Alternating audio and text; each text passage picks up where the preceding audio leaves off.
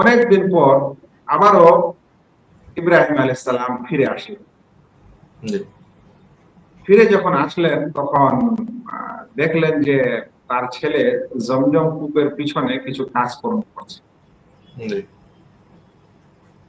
আসার পর ইব্রাহিম আলাইহিস সালাম তার ছেলে ইসমাইল আলাইহিস সালামকে বলছেন যে, দেখো, আল্লাহ তাআলা কাবা নির্মাণের আদেশ করেছেন। সেজন্য আমাদেরকে কাবা নির্মাণ করতে হবে। একটি জি, ঘর নির্মাণ করতে হবে আল্লাহ তাআলা। তখন দুই আহ মানে পিতা এবং পুত্র উভয়ে মিলে এই কাবা নির্মাণ করলেন। যেই স্থানটি একটু উঁচু জায়গা ছিল, সেখানে জি, দুজনেই কাবা নির্মাণ করতে লাগলেন। যে সময় তারা কাবা নির্মাণ করছিলেন, করতে করতে যখন দেওয়াল উঁচু হতে লাগলো, তখন দুজনে আর হাত যখন পাচ্ছেন না, তখন একটি বিশেষ পাথর সাহায্য নেওয়া হলো।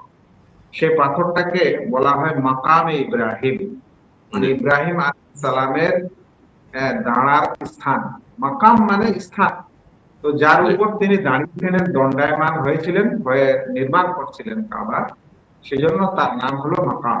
আর ইব্রাহিম আলাইহিস সালাম যেহেতু সেখানে দাঁড়িয়েছিলেন, সেজন্য নাম হচ্ছে মাকামে ইব্রাহিম। তো সেই পাথর আনা হলো এবং ওর উপর দাঁড়িয়ে তিনি এই ঘর নির্মাণ করলেন। যখন তিনি এই ঘর বানাচ্ছিলেন, তারা উভয়ে দুজনেই তখন এই দোয়া করেছিলেন, রব্বানা তাকাব্বাল মিন্না ইন্নাকা আনতাস সামিউল আলিম। হে আল্লাহ, হে আমাদের রব, আমাদের এই আমলকে কবুল কর। অবশ্যই তুমি সর্বশ্রোতা এবং সর্বজ্ঞাত। আল্লাহ রাব্বুল আলামিন তাদের মাধ্যমে এইভাবে কাবা নির্মাণ করে নিলেন।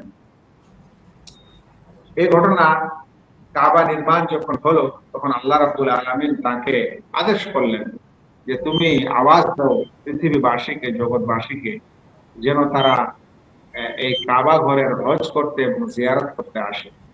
এ কথায় আমাদের আল্লাহ রাব্বুল আলামিন কোরআনে বলেছেন, ওয়াআযযির ফিন নাস বিল হজ, এবং তুমি আহ, মানুষকে হজ করার এলান করে দাও। জি, ইয়াতুকা রিজালান ওয়া আলা কুল্লি যামিরিন, তারা পায়ে হেঁটে আসবে বা কোন বিশেষ সাওয়ারি বাহনে চেপে আসবে। ইয়াতিনা মিন কুল্লি ফাজ্জিন আমিক, বহু দূর দূরান্ত দুর্গম রাস্তা অতিক্রম করে তারা যেন এই হজ করতে আসে।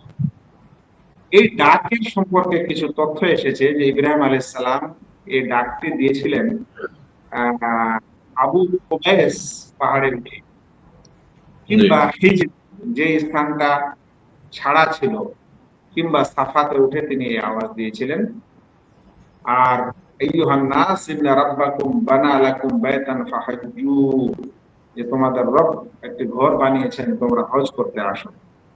এই আওয়াজটির একটি বৈশিষ্ট্য ঐতিহাসিকরা লিখেছেন যে আল্লাহ তাআলা তার এই আওয়াজকে সকল সৃষ্টিকে শুনিয়েছিলেন।